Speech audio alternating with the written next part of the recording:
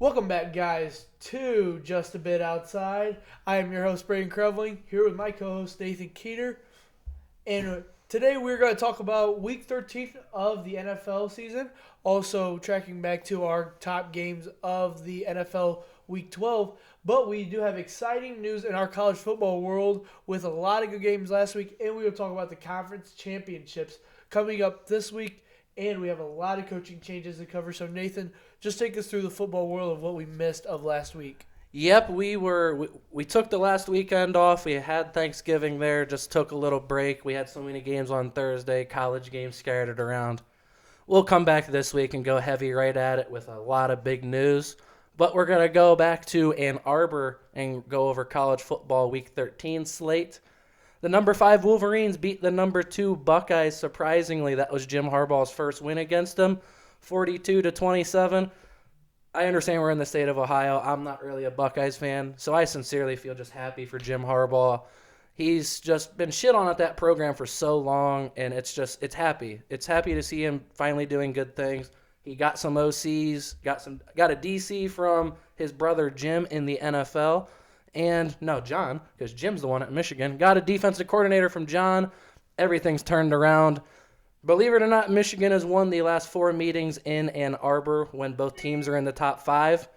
And this is their first time Michigan scoring 42-plus versus Ohio State since 1946. So usually in this game, low scoring, keep the ball away from the other team. Michigan, no, they ran it right down their throat. Credit to Hassan Haskins. This dude was the MVP of this game. 5 rushing touchdowns. That's the first time it happened at Michigan since 1968. So a lot of records happened at that game. Aiden Hutchinson, man, he put pressure on that Ohio State offense all day. He's going to be a top 3 pick in the draft. Just kept climbing and climbing. He has 13 sacks on the year, which is 3rd in the nation. But against Ohio State, he had 15 quarterback pressures, which Pro Football Focus, it's a lot analytically driven. That is the most they've ever had tracked since they started in 2011. So all of the big pass rushers in college, especially from Ohio State, never could do that. Aiden Hutchinson was on a tear. Ohio State, they just did not look good. That broke their 21-game winning streak versus AP Big Ten teams. 29 conference regular season games against the Big Ten, and that's Ryan Day's first conference regular season loss. So a lot of records once again went down, but talked about Haskins, talked about Hutchinson. Ohio State's quarterback, he had a chance going into this game, C.J. Stroud, to winning the Heisman, really step up. Snowy game up there in Ann Arbor. Stroud passed for 394, 2 touchdowns. Travion Henderson couldn't really get the rock going, but like we talked about, Haskins had 28 carries, 169 yards, and 5 touchdowns. Blake Corum had 6 carries for 87 yards, did his job in relief. But, man, credit to Jim Harbaugh, credit to his staff, credit to that university. They shocked a lot of us on Saturday, and it kept getting worse and worse as that game went on. What do you think about that? Yeah, it was a big game for Michigan. They obviously control their own destiny now when it comes to a college football playoff, and it silences a lot of haters. A lot of people in the college football world didn't know if Michigan was legit enough. They know Hutchinson and Haskins, good pieces, but they didn't know when the lights are on and it's time to step up if those players were capable of it, and they did. I mean, they silenced all the haters. Harbaugh, kudos to him for his first win at Michigan against Ohio State, and first win for Michigan in over 10 years against Ohio State. So Yeah, I really a long like time. this. I like this for the rivalry. I really do. Yeah. Makes it more exciting and makes it a different style game. You talk about the grittiness, the low scoring, and that's why I thought we were going to be in for that game, and that was far from the opposite. I mean, this game over 70 total points, and it was a sight to see. Everything from the start just made it feel like Michigan's day as they pulled off their 5th win since 2000. So since the start of the millennium, just not very good for Michigan. They pulled it off, though, and credit to them. Now we're going to go talk about the Auburn-Alabama game. And Alabama's going to get a lot of hate, I understand. They looked like dog shit for 56, maybe even 58 minutes of this game. Just looked absolutely terrible, and they still found a way to win. So once again, I give teams credit when credit is due. This is the first overtime game in that series' history which if you know, the Iron Bowl is very, very hard-nosed football just like that. So to see this the first overtime was shocking to me. And that game has had very crazy endings. I mean, we talk about the kick six years ago. It was a score of 28-28, and what are the odds that a missed field goal turning into a 102-yard kick return is a way to not go into overtime for this game? So, I mean, this game has had some crazy battles. Very crazy. We talk about entering the fourth quarter. Auburn was up 10-0 in this game.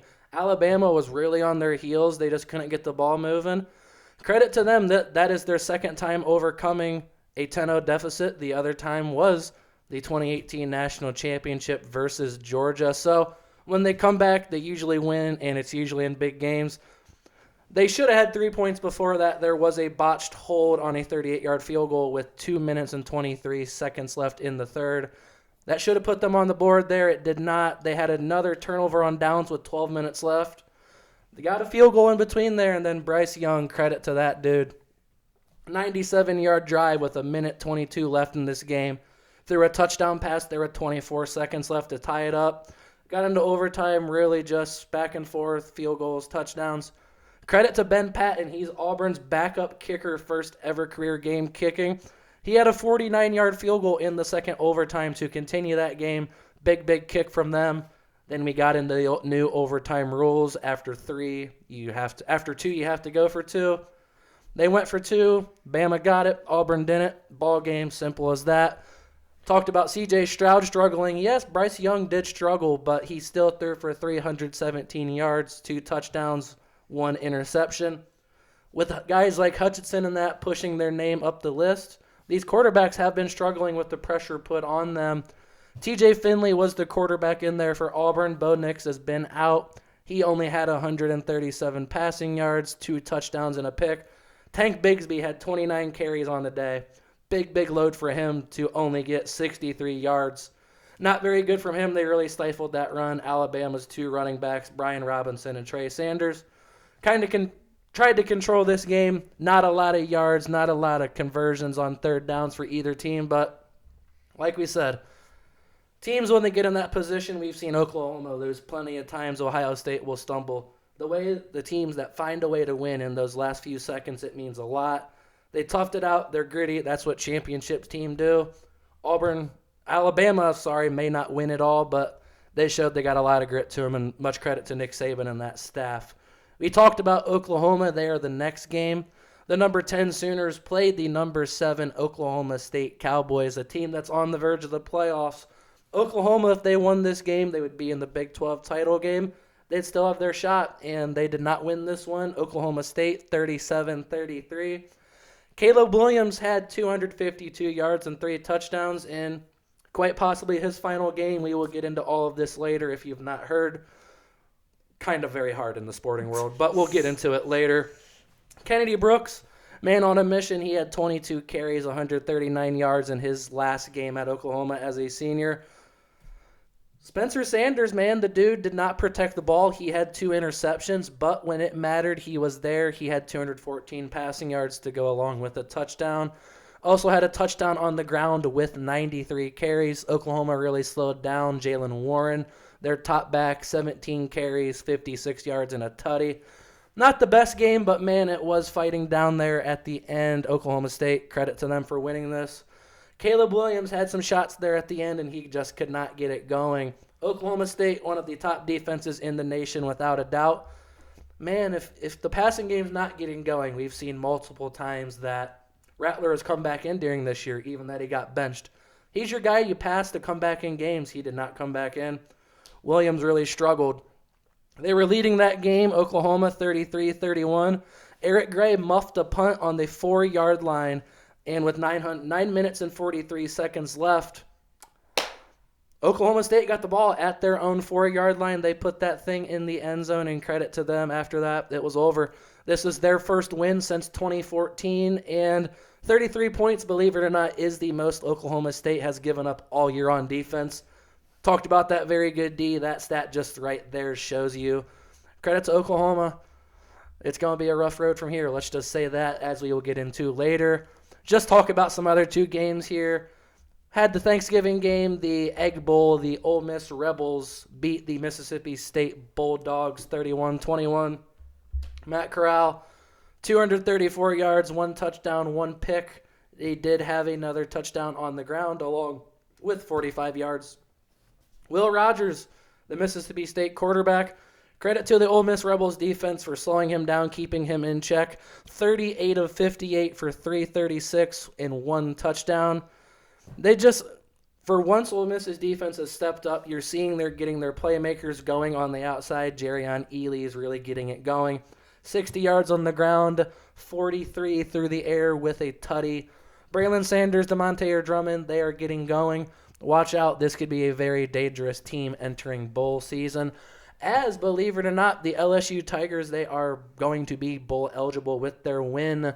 They knocked off the number 15 Texas A&M Aggies 27-24. Max Johnson, 3 tutties for him. I've been very hard on him, very critical. The LSU program usually goes as far as their quarterback takes them. He struggled this year in this game, though, 306 passing yards with them, 3 tutties. Good for him. Zach Calzada, 3 touchdowns, 242 yards on the other side, but they couldn't get that running game going. Devin Akne, Isaiah Spiller, 12 carries for 49, 11 for 27. Just not the best game from them. Credit to LSU, that defense they have the recruits in there to make that team very good, as we'll talk about that here in another second. But yeah, credit to LSU. They won one for Eddie O going out. I've not been the biggest Ed Orgeron fan. People love him for his Go Tigers and all that. I love that too, but when it comes down to coaching football, he's just not the best guy. And to be some of the top programs in America, you got to have a big-time head coach. Ed Orgeron is not that, but they made sure they fixed that problem the next week. But we're going to go out west to start this and talk about the big USC news as I'm wearing their jersey. I'm a Texas fan, as you see. Vince Young beat them in that title game. So I shouldn't really be a USC fan, but man, oh man, I love Lincoln Riley. Always been a fan of this guy, just a big fan of his offense. He groomed one of my favorite players, Kyler. Also groomed, Baker, Jalen Hurts, Joe Mixon, C.D. Lamb. Just so many big names just on offense that he's the college version of Sean McVay. It's just as simple as that, in my opinion. The air raid with the run actions off of it, you spread them out. They got the play action pass, you got the RPO pass, and then with all them guys spread out, that QB run is wide open. This is a very friendly system. That's why coaches love it. Coaches take plays and designs from it, and it all goes as far as both of these offensive and defensive lines go. He does love running the football, and credit to him. It's fun to watch because when you run that ball, the passing game is just that more interesting. USC, they went out and paid the man. He got 10 years, $110 million. He's got some other things like a $6 million house, some car stipends. He's got his 2 houses in Oklahoma paid for, as he just had a brand new one built, plus the current one they lived in. Let's just say USC gave this guy the best deal they possibly could. Credit to them for bulking up, because if you give Lincoln Riley, just the offensive mastermind he is, the resources of California football, it's going to be very good for college football in general. Let's just go off some NFL names that are currently from California playing in the league, and I'm going to say starring because off this list, I don't know which one is not a star. The worst one you can name is Deshaun Jackson, and he's from Long Beach Poly, real area school. But after that, man, let's just go to the quarterbacks. You got Thomas Brady, Aaron Rodgers, Josh Allen, Derek Carr, Jared Goff, and Sam Darnold. That's right there, 6 starting quarterbacks. Darnold is not a starter right now because he's hurt, but when he's in there, he's a starter. I mean, skill position-wise, you got Devontae Adams, Najee Harris, Joe Mixon, Michael Pittman, Robert Woods, Juju Smith-Schuster, Zach Ertz, and Austin Hooper. So, very deep group there. I mean, linemen, I guess you could say they could do better there, but sorry they only have Tyron Smith, Alex Mack, Joel Bitonio, and Taylor Lewan. All pros. I mean, that's just their offense. If you just even include some of these guys on defense, Bobby Wagner, Eric Kendricks, Fred Warner, those are some of the 3 best backers in the NFL. In my opinion, 3 of the best 5. You toss in Devin White, some other names. Very strong group. You got also Shaq Thompson, Jayon Brown, Vita Vea, Leonard Williams, Eric Armstead, Kenny Clark. Like, we can name off a lot of those names. And the name that always comes back, or just the common theme that comes back to me, is you have Sam Darnold, you have Michael Pittman, you have Juju, and then after that you have Leonard Williams. Off all of those I named, only those 4 played at USC. Only those 4. That's a big problem. You have to recruit that. You need to recruit Southern California hard. Just California in general. Go up north, go down south. But other than that, you got Arizona, Nevada, even Washington. We've seen Ohio State dip into that talent pool.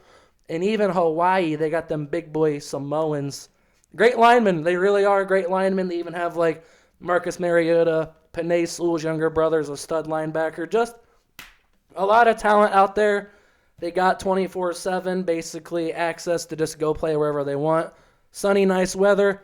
It's 7-on-7 football haven. So Lincoln, if he can go recruit that area hard, specifically, you got high schools like Mater Dei, St. John Bosco's, De La Salle, Long Beach Poly, even Cathedral Catholic, Valley Christian, Oaks Christian, and a school that's going to be on the come up, in my opinion, Sierra Canyon. They're getting a lot of these big names for basketball.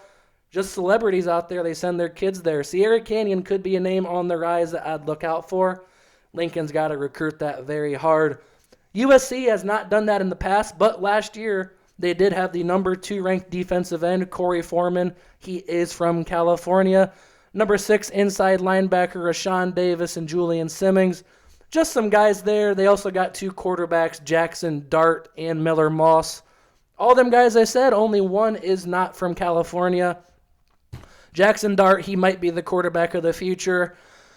And as we say that, Lincoln Riley starts bringing some of the boys he had at Oklahoma committed, and it's just going to be an onslaught here. It started with the 2023 number 2 quarterback and number 2 recruit behind God's son himself, Archie Manning. He got him to flip from Oklahoma to USC, the hometown kid stayed in Cali, and that's just opened up a massive flow of people that are going to go there. Raleek Brown, he's from Mater Dei. The number 2 running back, he just decommitted yesterday. He's committing today, believe it or not, so I would believe I know where he's committing to today in a few hours. And just you can go just strictly to this school of Bishop Gorman in Nevada. You got the Branch brothers of Zachary and Zion, the number 2 wide receiver and the number 6 safety, the number 5 edge in Cyrus Moss, and the number 15 offensive tackle in Jake Taylor, Fabian Ross. Once again, all from Gorman. Believe it or not, they were all committed to Lincoln. The Branch brothers were 50-50 to OSU and USC. The 24/7 crystal ball I saw said those boys will be committing to USC very soon. So, just if you recruit that small area, even if you go, you got Mackie Leon and DeAndre Moore. Those boys are from Los Alamos with Malachi Nelson. The guys are teammates. Liam is a athlete, wide receiver, corner, whichever one you want, and DeAndre Moore is another wide receiver. You're bringing both of his boys in. Arizona has the number 1 tight end from Pinnacle, Nevada. We just went over the Branch brothers. They got a lot of talent there. This is good for college football. If you don't like it, there needs to be a tampering period just like the NFL. If you don't like it, there needs to be a set standard. Okay, you can leave at this time to this time. Other than that, there's nothing. It's just the way sports are. It's just the way jobs are. If someone's going to fire you, they're not giving you a big heads up. So why should you give them a heads up to say, I'm leaving? Yes, I understand. It's the courtesy and all of that. Oklahoma would not buck up and pay him the $100 million. We've heard that for a while. They would not pay him that money. USC, they put out the checkbook. They got their boy. I'm excited for USC. I'm excited just for college football in general to have a power out west in that Pac-12. Big Pac-12 at night fan. This is going to be big for that conference, that coast, just that area in general. Lincoln Riley, he's going to turn some heads as he already has.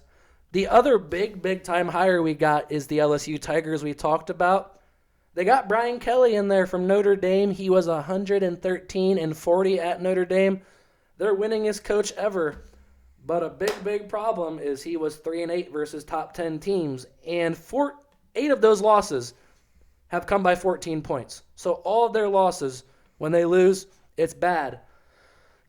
It's just honest. You can't get the talent in at Notre Dame as some of the other, just around the area. You got Ohio State, Penn State. Even if kids want to go south, kids can go north. Like, there's just a lot of options for them. Notre Dame just strictly is not one of the better options. It's just being honest.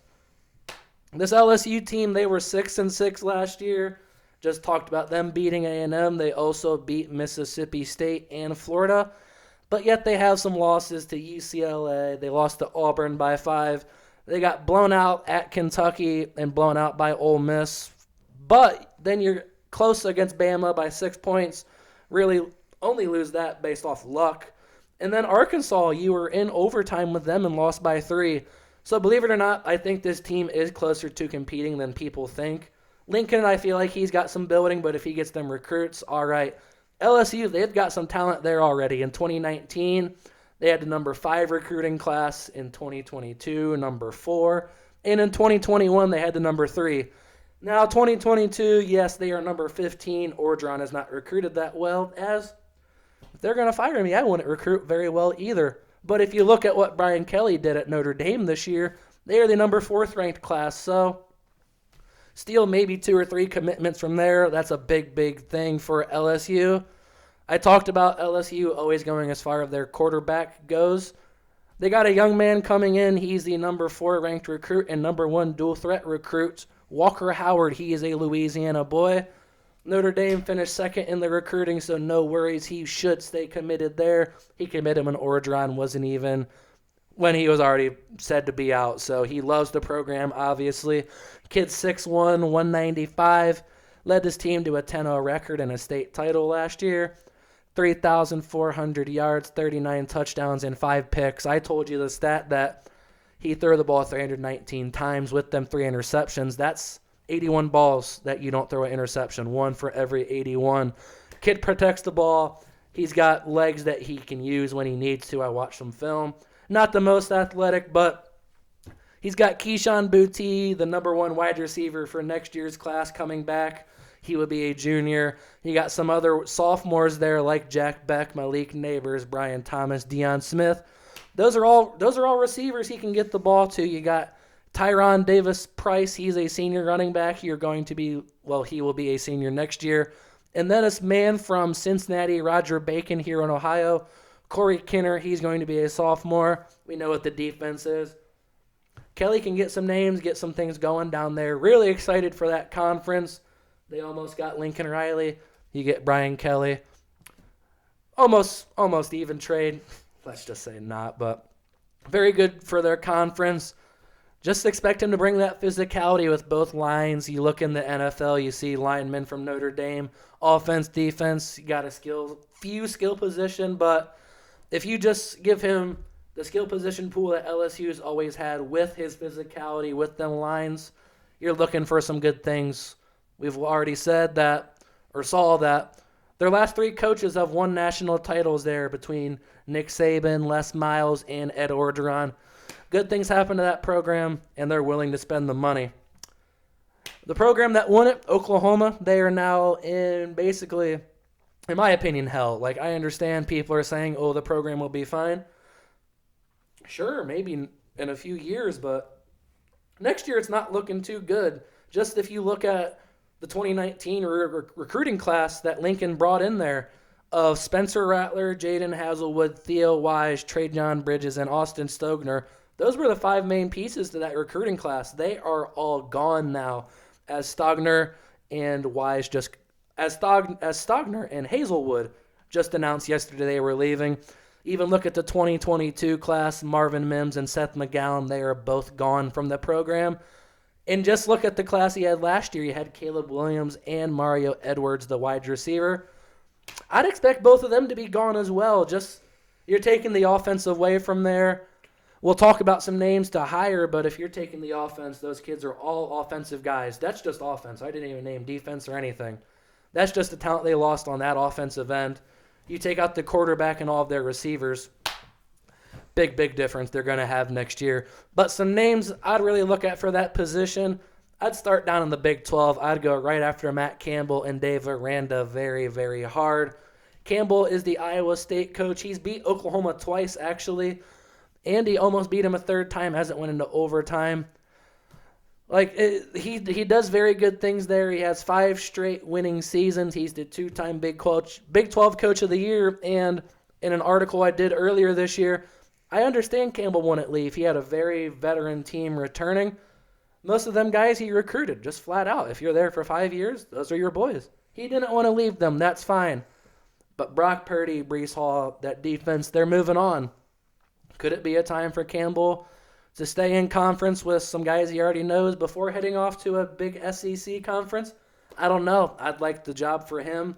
As Dave Aranda, he was LSU's defensive coordinator for 4 years before becoming Baylor's head coach. Last year they went 2-7, and it did not look good. He took a lot of heat. This year they are 10-2, and in the Big 12 championship game, they just knocked off Oklahoma literally last week. So this team, I like Dave Aranda. He can do some good things. If I was a guy, I'd get a defensive coach in there going to the SEC. You can also look at a guy like Brent Venables. He's a former OSU staffer from 1999 to 2011. He's been there that long. He was the DB's coach, then the linebackers coach, associate head coach. Then he went off to Clemson. They made him the highest paid assistant in the country at $2.5 million. But damn, dude, if you're going to give a guy $8-9 million to be a head coach, I'd take that money too. He was the top assistant in 2016, won the Burroughs Award. Former linebacker at Kent State under Bob Snyder. Fun fact, Bob Stoops was also a linebacker under Bob Snyder. Teammates, Stoops could hire his former second-hand man in there. Wouldn't shock me at all.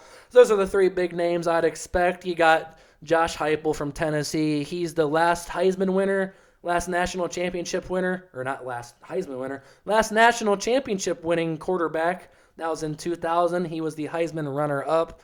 Was an assistant there from 2006 to 2014. He was at UCF from 18 to 20, and they had a top 10 offense every single year. He went to Tennessee, is 7-5 there. Could he pull a Lane Kiffin and dip after 1 year? Who knows, but Shane Beamer, another Oklahoma guy. This is Frank Beamer's son, if you know, the legendary coach. He's at South Carolina right now. He was at OU as the top assistant in 2018 to 2020. They had the nation's best offense there with Baker. In 2018, they averaged 48.4 yards per game.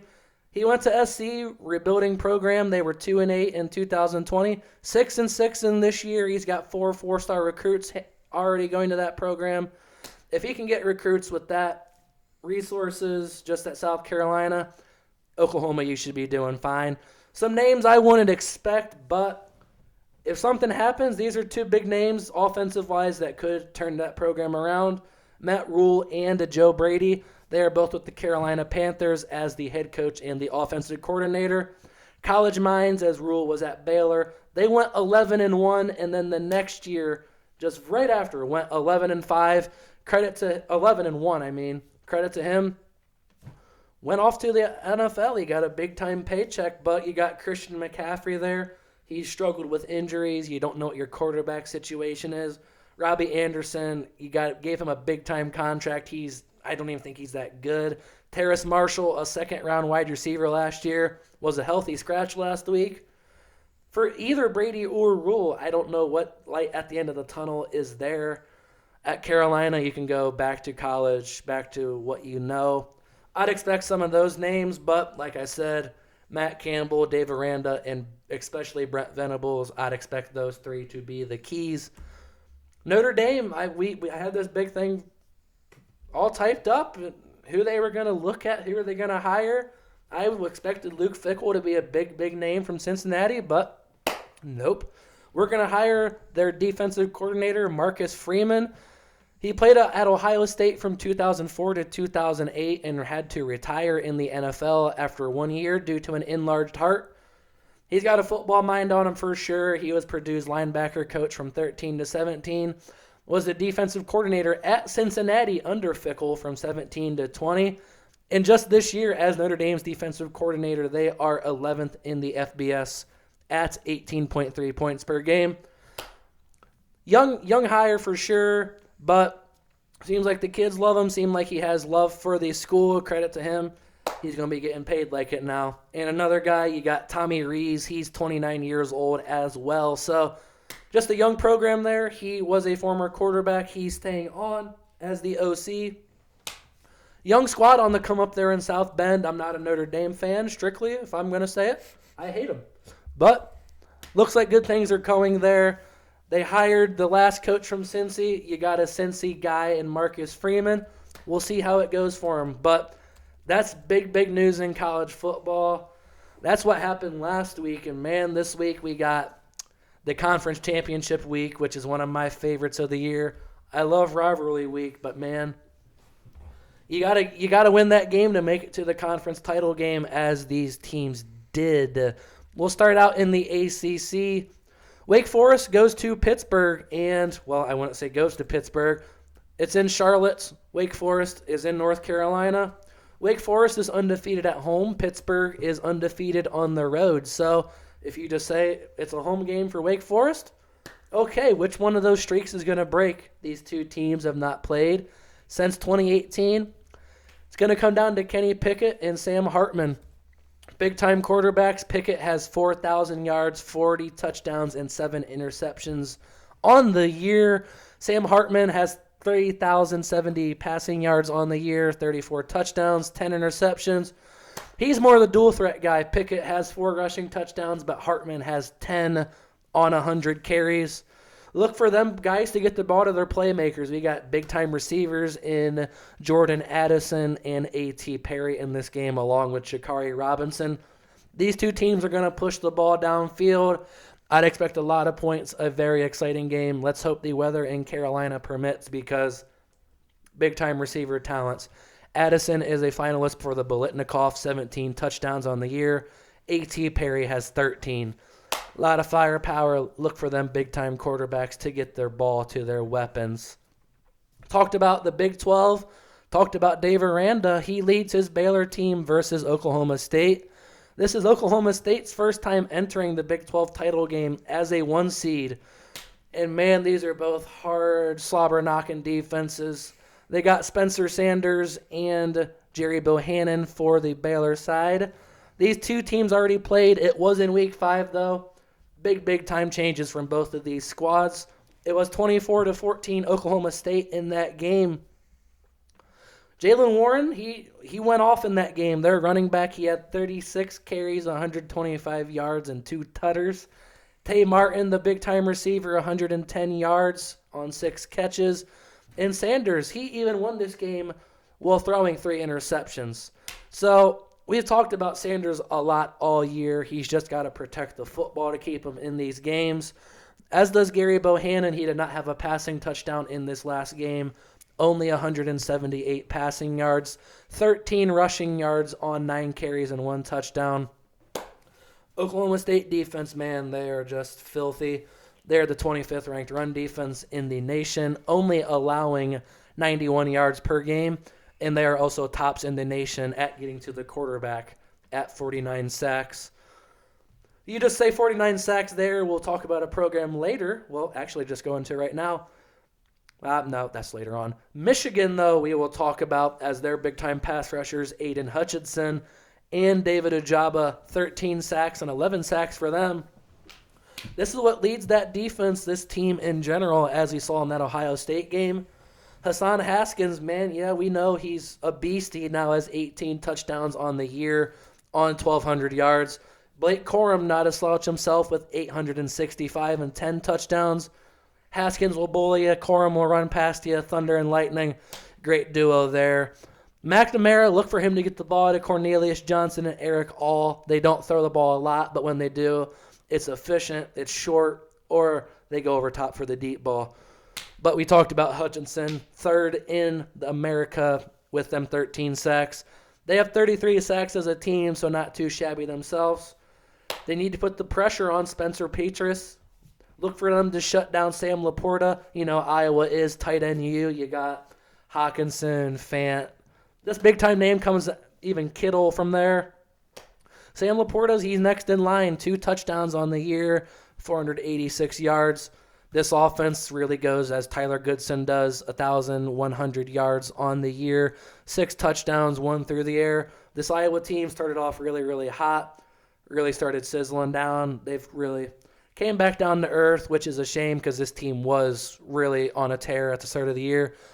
Look for Jack Campbell, though, in the middle of that Iowa defense. He's going to be a key. He has 124 tackles on the year. He's got to slow down Haskins and Corum for sure to have any shot in this game.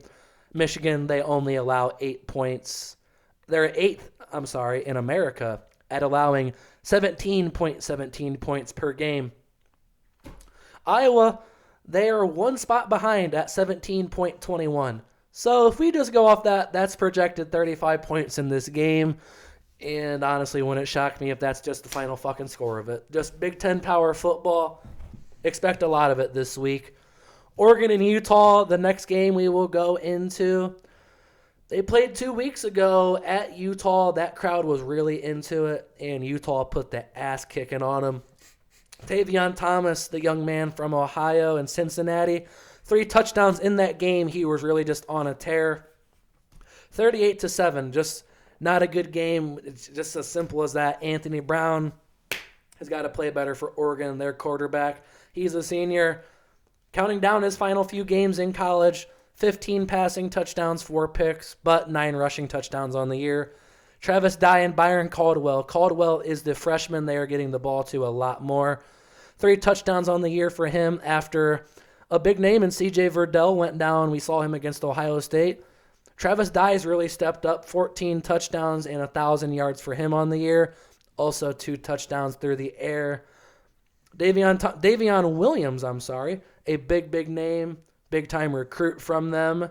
5-star recruit, the freshman has 4 touchdowns on the year. But, man, Kayvon Thibodeau, he's going to have to show up in this game. He has 6 sacks on the year, which is not impressive. That's fine. He's missed a few games. But if you look at his pressure rate is 18.7%.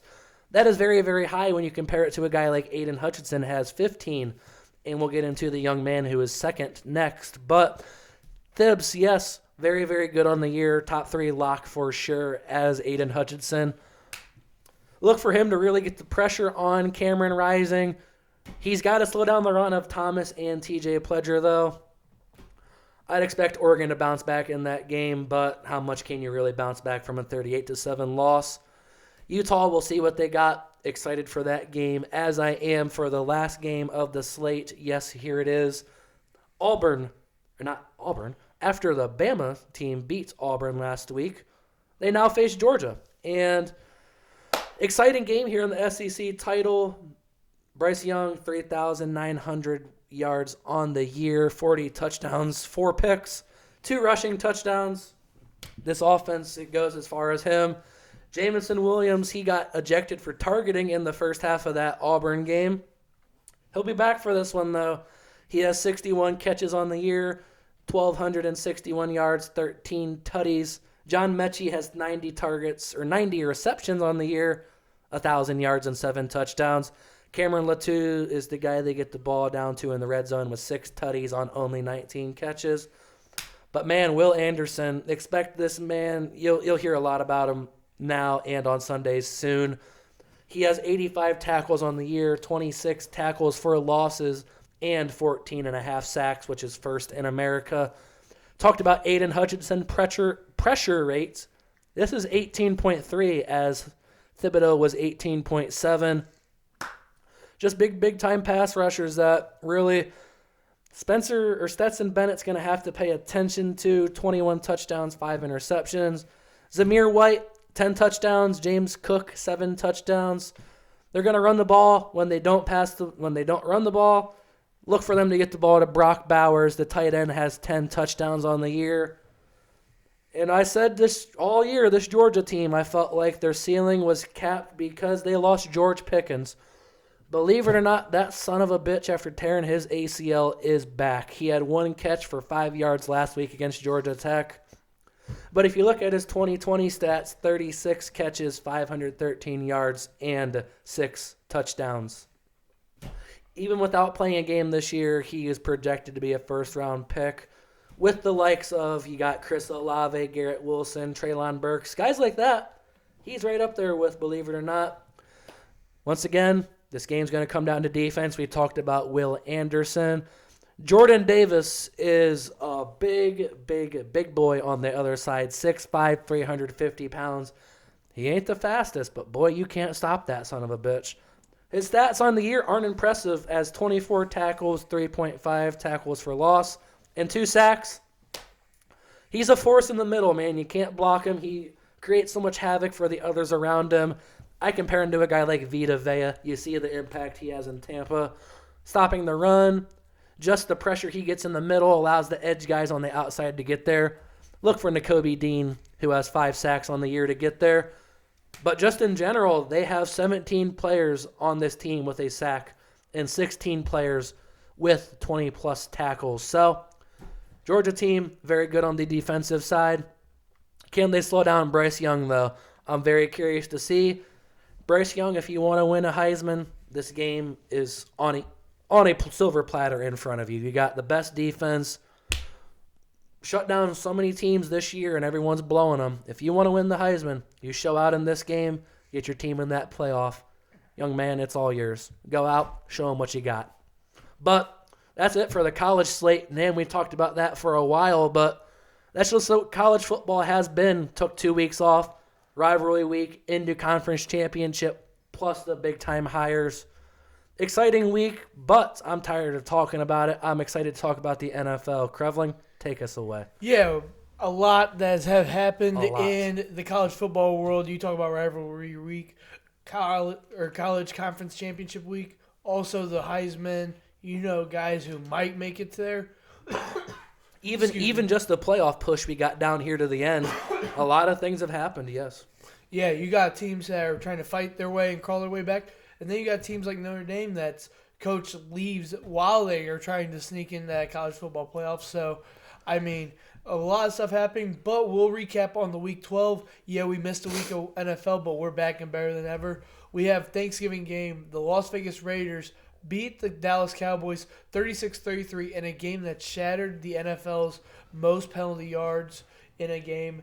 A lot of flack did the refs take for this game. I'm a big Derek Carr guy. He showed up when big moments matter. You like CeeDee Lamb. Give us your insight.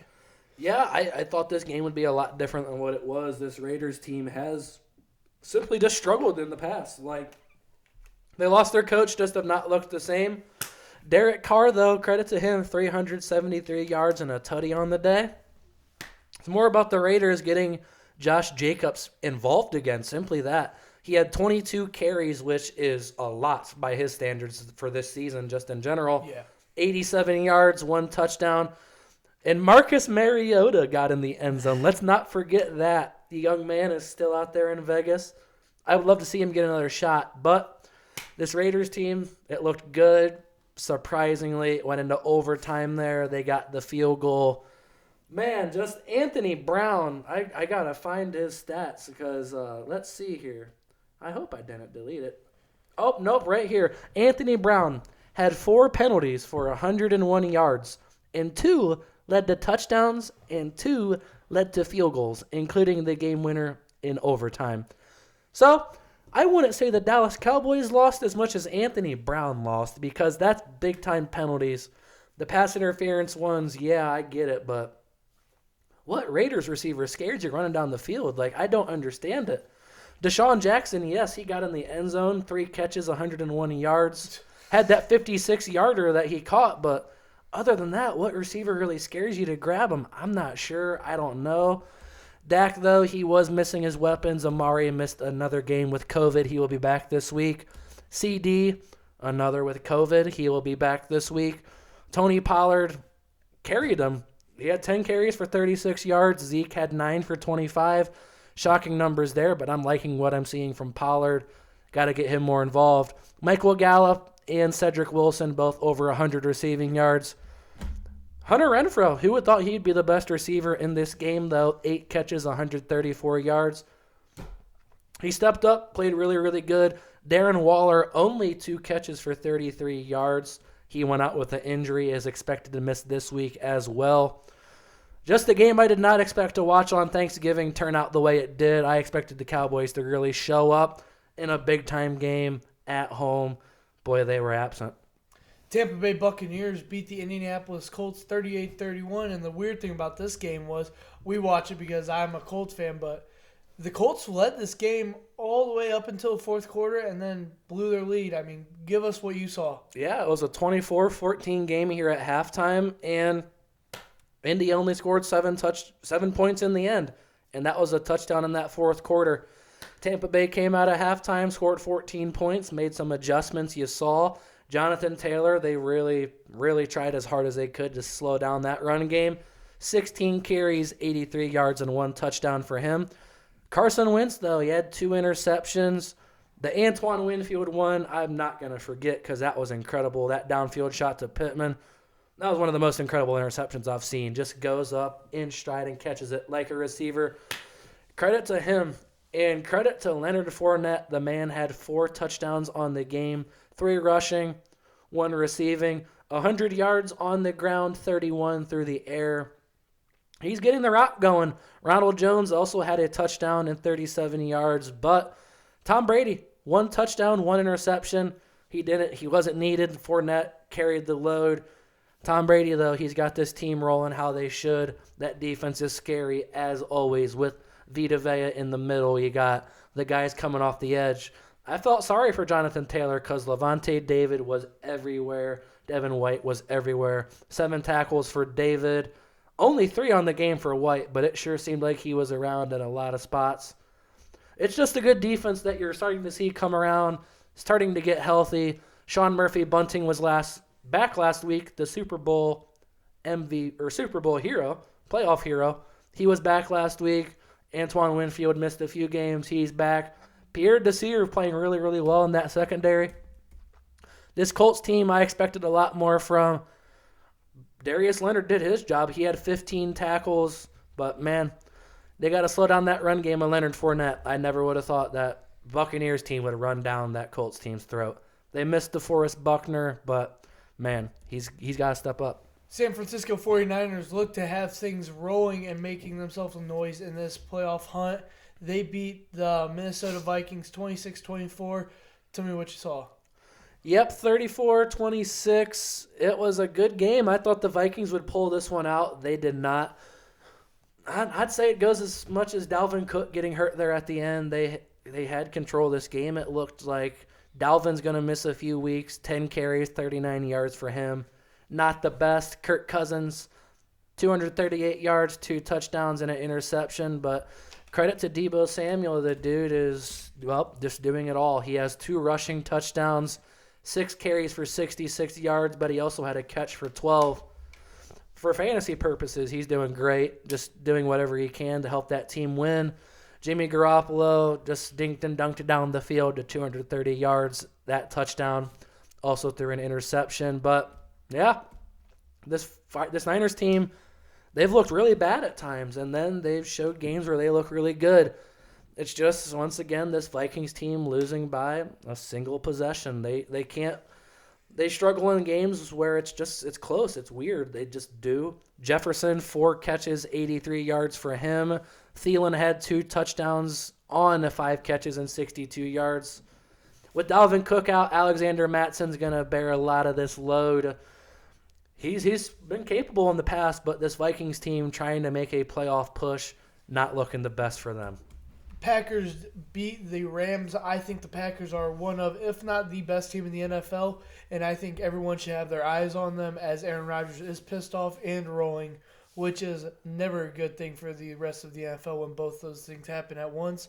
The Rams are the worst, tied for one of the worst teams in November. They are 0-3. They are along the Seattle Seahawks and the Saints as teams with the Lions that have not won a game in November. And it's just not looking like the same Rams team that we did. I mean, in the 3 games that they've picked up Odell Beckham Jr. and Von Miller, it seems like their offense and defense is lacking. I don't know who to blame for this. Tell us who you think. The blame I have goes to the head coach. And for as much as I just called Lincoln Riley the Sean McVay of college, Sean McVay, we know what his mind is. We know what his offense is. If you've watched a Rams game this year and think that is the Los Angeles Rams offense, you're fucking high. They love to run the football. They use RPOs. They use read action, post, just They use so much shit that they've just not used this year because they got Matthew Stafford. Sure, he can throw the ball 38 times a game. I don't think they like them 17 incompletions, though, that you're just essentially forcing. You're force-feeding passes that, listen, you're missing Cam Akers. I understand you're not confident in Darrell Henderson, but 16 carries is not enough. Sony Michel you made a trade for. 3 carries is not enough. You have to get this running game going. We just talked about right there. 19 carries for those guys. Right across the way, it seems like A.J. Dillon had 20 and Aaron Jones had 10. So 30 rushing attempts to 19. Right there, 11 more is a big deal. And when you have the run-pass options and use the play-action fakes and the boots off of it, that's where defenses get fooled. That's where defenses essentially leave guys uncovered and they're wide open. Robert Woods is a big, big loss to this team. I get that. That is no excuse for this offense looking the way it has. It's that simple. Credit to them for putting 28 points on this Packers defense in that shit cold weather. But man, they've really been on the downhill. It's as simple as that. They are now 7-4 as, this is the best team since sliced bread. And then Arizona waxed them, and then Tennessee waxed them. And it's like they haven't recovered from that Tennessee loss. I don't know what they're going to do. Aaron Donald is the only guy getting pass rush pressure right now. Von Miller was absent. Leonard Floyd is a guy that I like. He's got a big contract. He's been absent since fucking Von Miller got there. Where is this pass rush that you got to really put pressure on the quarterback to throw into the secondary? I don't see it. I don't know where it's at. I don't know where the Rams offense is at, the true Rams offense. They need to find it, or simple as this, they ain't going to make the playoffs. And I wish I was kidding. No, and it's funny, those rushing numbers when the Packers ran the ball almost 10 more times than the Rams did, and they have a just with their 2 running backs. That's not counting anything else. And they have a way better quarterback than the Rams do. Going to the AFC North, we have the Baltimore Ravens squeak one out past the Cleveland Browns.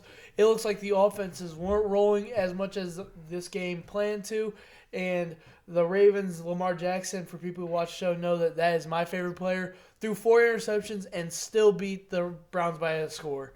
So, I mean, what do the Browns have to do in order to get their season back on track?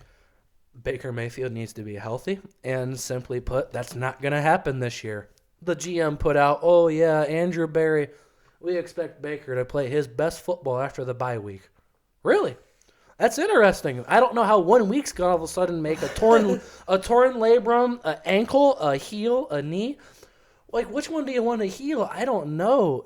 We've talked about this. If Baker cannot be out there, listen, dude, we understand injuries are a part of the position. The NFL has put all these rules in place for roughing the passers, low hits, all of this shit to protect that position because they know how vital it is. You're not healthy. Simply put, you're not healthy. Don't go out there because all you're doing is putting your team in jeopardy. When you, look. You're putting your contract in jeopardy. You're putting your money in jeopardy. Baker is 18 of 37, right? Okay, so you'd expect him to run the ball a shit ton. Kareem Hunt had 7 carries for 20 yards, and Nick Chubb had 8 for 16. I understand Conklin's hurt.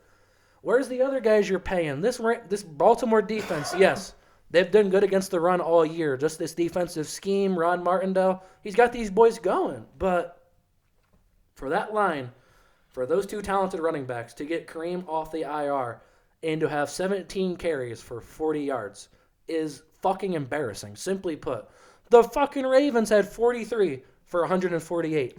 Threw 4 interceptions and still won the fucking game. I get Justin Tucker. He drilled 3 field goals. He did his job. That's why this Ravens team is dangerous because if they're not getting 7, if you cross the 55, 56, if you're at the 30, the 35, you essentially got 3 points. Lock it in place. That's a big, big deal. Lamar threw them 4 interceptions when you got that kicker. Believe it or not, it is okay. The 4 interceptions, they're not good. It's the fact he's going to run as his 17 carries show in his 68-yard show, and you can't stop him. I don't like the guy. He's your favorite player. I don't like the guy. But if he's going to run, and he has 4 interceptions, and probably he's not going to throw the ball, and he's going to run, and you still can't stop, that's a problem. But, man, please get the ball to Rashad Bateman, the other guys. Bateman, 4 catches, 31 yards. Marquise Brown, 8 for 51. And Andrews, 4 for 65. Listen, Ravens, stop getting so cute. I don't know why you're using Sammy Watkins. I don't know why you're using Devin Duvernay. I don't know why you're using Miles Boykins. We know when you're going to run the ball based off those guys in the formation. When Rashad Bateman's in there, there's a chance you're going to pass. Get the boy more involved. We see how talented he is. Just come on. If you get him more involved, it makes your quarterback's job easier, makes him protecting the ball easier. Everything works for your team. Use your first-round pick, please. And we have Monday Night Football. It was a rather disappointing game, too. We didn't have a good slate of Sunday and Monday Night Football games. No.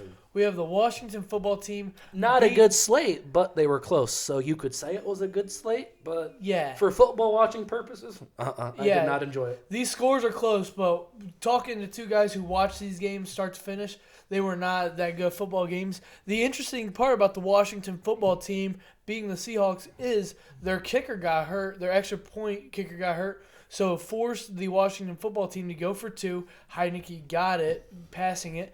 And they were up 17-0. Or no, they were up, what was it? It was 7. It was 9 to 9. It was 9 to 9 at half. And then it was the football team got a tutty and an extra extra point. So when Russell Wilson went down, you knew in the back of your head that even if they score a touchdown, you still had to get this extra point. Russell Wilson, who has faced a lot of criticism this year and doesn't have as talented as a team as he used to have around him, he got the touchdown and he failed to complete an extra point pass. How do you feel about this game?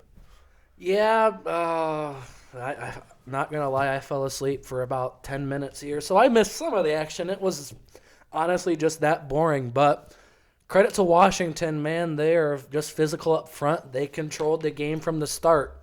Just look at the time of possession. It's 42-18. 42-18. That's just total domination from them. The Seahawks, they don't have the best defense, clearly, but, man, you got to do something. You got to do something to get the ball back. Antonio Gibson, 29 carries, 111 yards. J.D. McKissick, 7 for 30 and a tutty.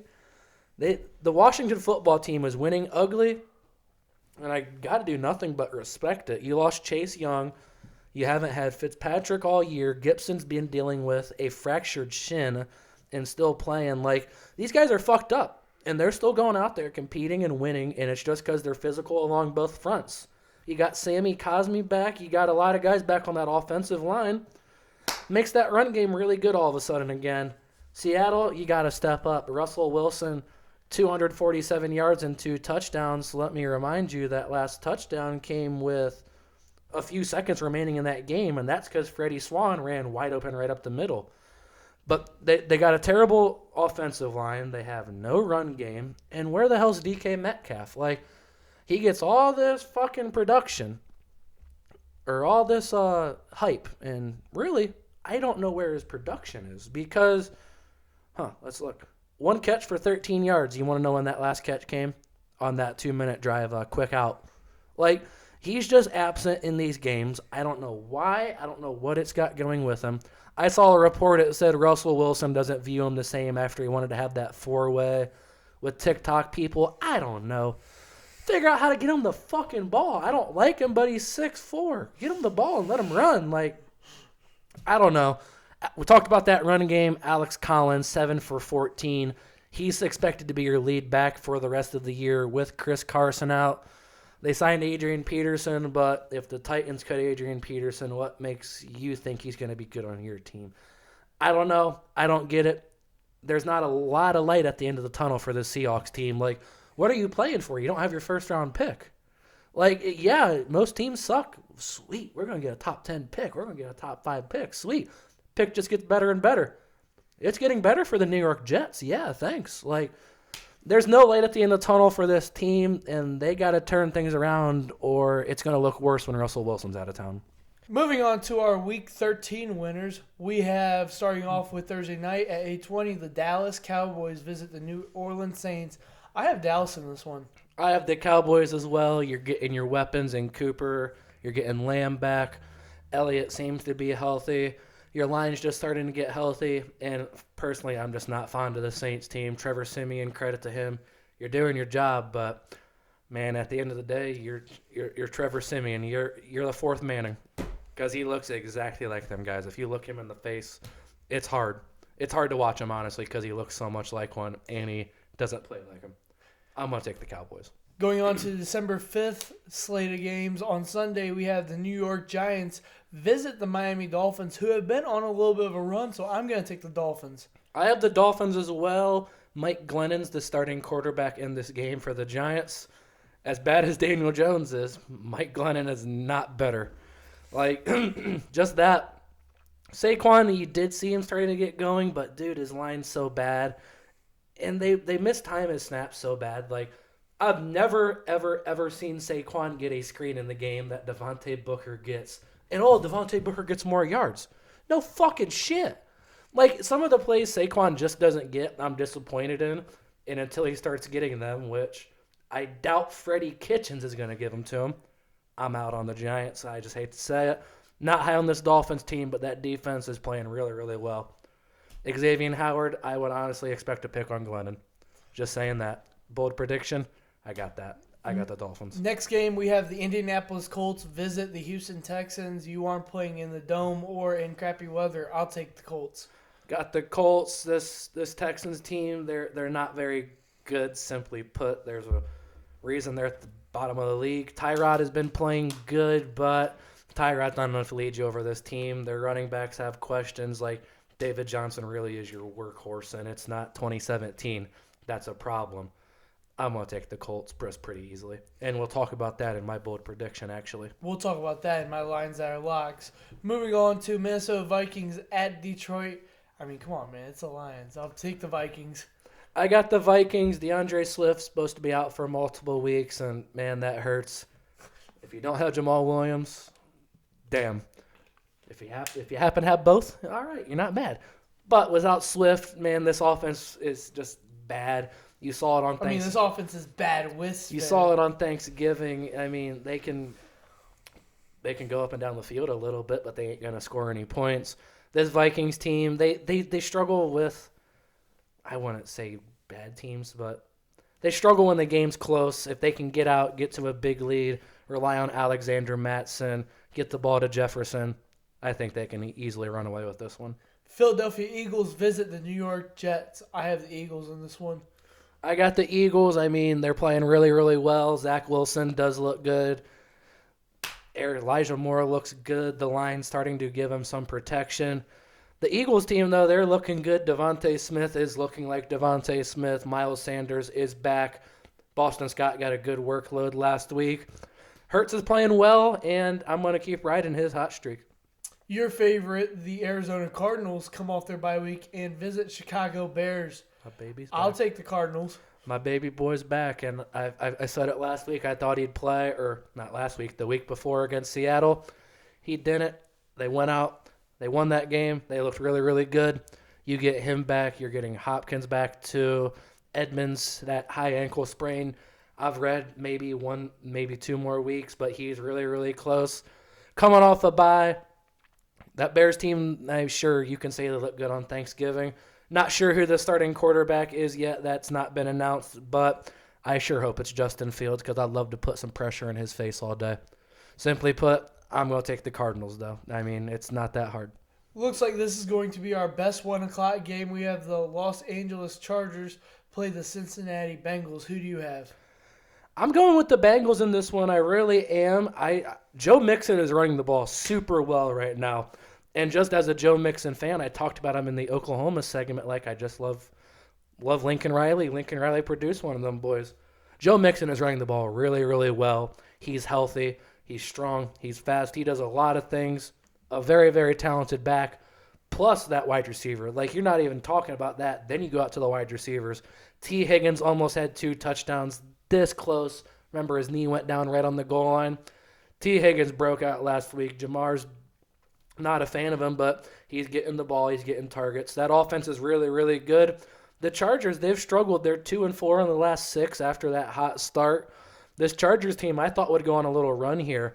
But this Bengals team, they just provide some problems with just the Chargers' inability to stop the run. Mixon running really well, just bad matchup for them. I'll take the Chargers in this one. I just don't see how they can play any worse than they played last week, and I think this is set up for a big comeback game from a young quarterback that's battled adversity last week. They got blown out by the Broncos, a team who should not have been. That score should not have been what it was. Also, threw 2 picks, both to Patrick Surtain. That last weekend, Surtain ate him up. He's really got to improve. Good news is the Bengals' corners aren't that hot. Yeah, so I'll take the Chargers in this one, see if Herbert can answer back for his bad performance last week. Very, very good game. I'm looking forward to watching it regardless. Tampa Bay visits the Atlanta Falcons, who have been on a downward slope all year. I'll take the Tampa Bay Buccaneers. Got the Bucks as well. Tom Brady at Atlanta, just as simple as that. We've seen 28-3. It might get 28-3, but I don't think the team's making a comeback in this one. The Jacksonville Jaguars visit the Rams. Fun fact, Jaguars won more games in November than the Rams did. I'll still take the Rams. I got the Rams, but it's not a bold prediction. I think they keep it close. I think they keep it under. I actually think they can cover. I'm not bold enough to do it, but I trust this. The Jags team's playing good. They're getting pressure. Josh Allen on that defense is looking good. You're gonna get a cornerback in Griffith this week. You're getting some good things. Lawrence, if you haven't watched, that's fine. I don't understand you to watch the Jags. I don't either, but then I'll go and watch the highlights. He doesn't make the same mistake twice. The interceptions, he's not throwing into that same spot twice. Lawrence has learned. He doesn't have the talent. He clearly around him. He doesn't have a lot around him. But you can tell Lawrence is good. He's improving. And with this Rams team on the decline, you might expect them to come out, possibly just slide across. I don't know if you can do that against this team. I really don't. I'm going to take the Rams, but Jags, this could be one they keep close and shock some people. Another 4 o'clock game we have is the Washington football team coming off a win against Seattle Seahawks. They visit the Las Vegas Raiders, who are coming off a win too, a big one against one of the NFL's looked at best Dallas Cowboys. Obviously, they're banged up, but I still like Derek Carr in this game. I'll take the Raiders. I do not like Derek Carr in this game. I'm going to get into this in my lines of the week. I thought I had that in there. What is your offense without Darren Waller? I have serious questions about it. Darren Waller is rightfully so one of the top tight ends in the league, and rightfully so, I would say the best player on that Raiders team, roster, everything. I know you like Carr. Darren Waller is really talented, does a lot of things, blocking, receiving, even out wide. Just does a lot of things that's not there. Foster Monroe has done good fantasy-wise in his absence. That's because he gets touchdowns. He does not bring the same elements Waller does. That passing game has struggled. And this football team defense looked really, really good against the run last week. The Seahawks don't have a run, but they made that thing non-existent, made them not even want to run. Jacobs got involved last week. Football team might set him back. Another 4 o'clock game we have, my favorite, the Baltimore Ravens visit Heinz Field in Pittsburgh. I don't see that being a problem. I'll take Lamar Jackson and the Ravens comfortably. I got Baltimore as well. TJ Watt supposedly out again, this time with COVID. Dude, just seems like that Steelers roster can't catch a break, but fuck them. They're the Steelers at the end of the day. I'm going to take the Ravens. This secondary, they got torched last week. Mixon clearly did his thing, but when Burrow had to throw, Burrow made the throws. T. Higgins got in the end zone a few times against this. Is it finally Rashad Bateman's time? I sincerely hope so. It'd make it great against the Steelers. Our last 4 o'clock game, we have the San Francisco 49ers play at the Seattle Seahawks. I got to tell you, Keener, at the beginning of the season, if we looked at this game in Week 13, I would have said there's no way the San Francisco 49ers would win. I'm taking Russell Wilson this late in the year. Now, my mind has changed completely. I don't see I don't see the tunnel being brighter for the Seahawks. I think San Fran holds this game. Like we said earlier, what do you really have to play for if you don't have that first-round pick? It sucks. It does, but you got to deal with it now. San Francisco, they've played some good ball. Garoppolo's played good. Elijah Mitchell's back. Debo's getting in the end zone. Actually, he's supposed to miss this game now that I'm saying that. I'm just remembering. Kittle, though, has looked good. Ayuk, he's going to have to step up for sure. He's a talented receiver that looked good last year. A few games he's really sprouted this year. He's going to show up in this one regardless. I trust that 49ers defense more than that Seahawks defense. I got the Niners. Sunday Night Football, we have the Denver Broncos coming off one of their, if not the biggest win of their year, playing at Kansas City. I have Denver Broncos not winning, but I have them covering. But I still think Kansas City routes this one. I hope Denver wins, but I don't see it happening. I like Kansas City in this one at Kansas City. A primetime game. I will say, we talked about Surtain and them 2 picks against Herbert. If Mahomes keeps fucking tossing the ball out there like he is, I would love to see Patrick Surtain get 2 more picks. I would love to see that. I'm not sure if he's going to be bumped out on Hill or not, but Patrick Surtain a name to watch in this game as he has starting doing good. Bradley Chubb back, they're going to get some pass rush. I don't think the Chiefs can blow it. I mean, we've said that a lot this year and they've lost. So if that's what it takes for them to lose, I'm fine with it. I think they can win, though. Monday Night Football seems to be a highly stouted game. We have the top 2 kings of the AFC East. We have the New England Patriots visiting Buffalo and playing the Bills. I'll take the Bills in this game. I got the Bills. This game being in Buffalo, it's just going to be the deciding factor. A Monday night, Bills Mafia is going to get out there. They're going to be loud. They're going to be smashing tables, wins or loss. Josh Allen, though, has looked good. Belichick, I'd expect him to send multiple just looks at Allen, really cause him to struggle. Stephon Diggs has looked really good, though, starting to look like himself. Matt Breida, believe it or not, is being a key running back for this team.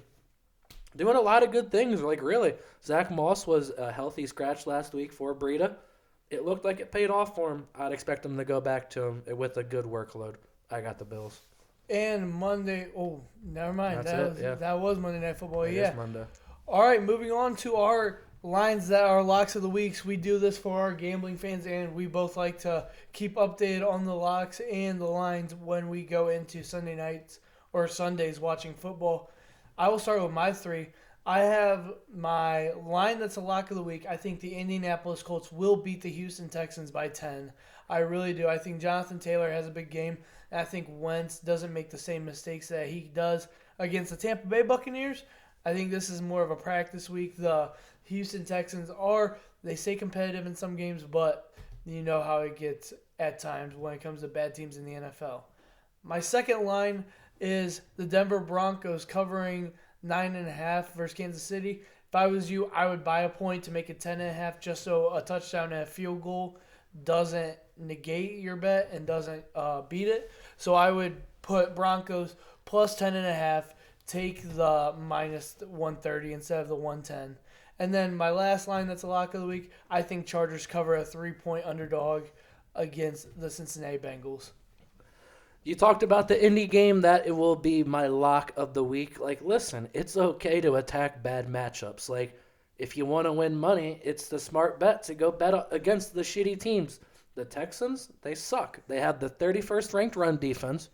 And the Colts, well, you know about Jonathan Taylor, and they have the 4th ranked run defense. That run defense as good, very, very good.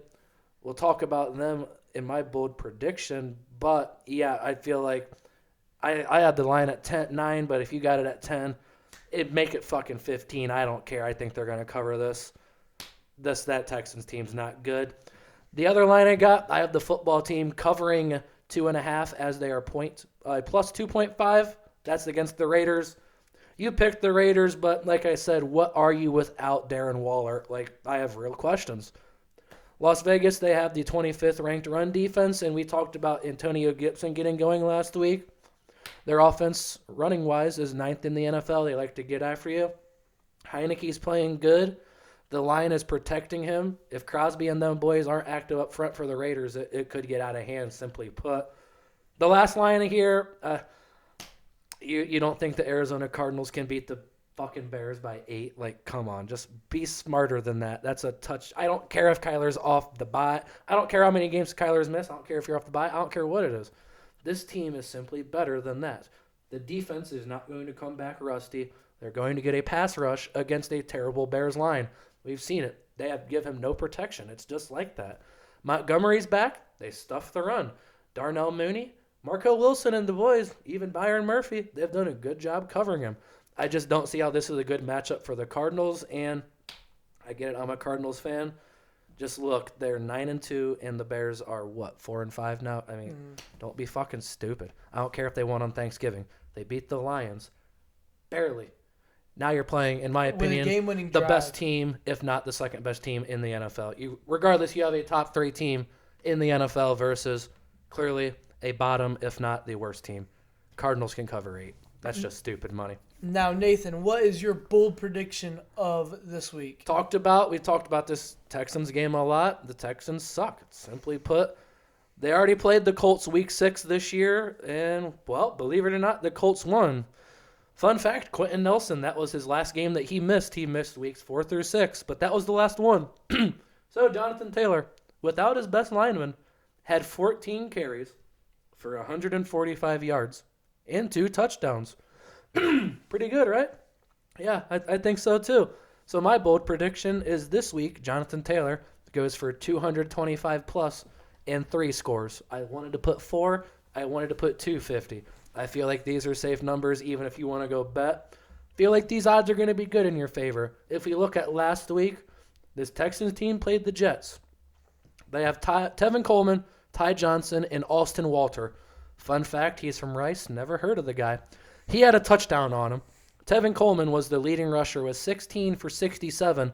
And as a team, they had 31 carries for 147 yards.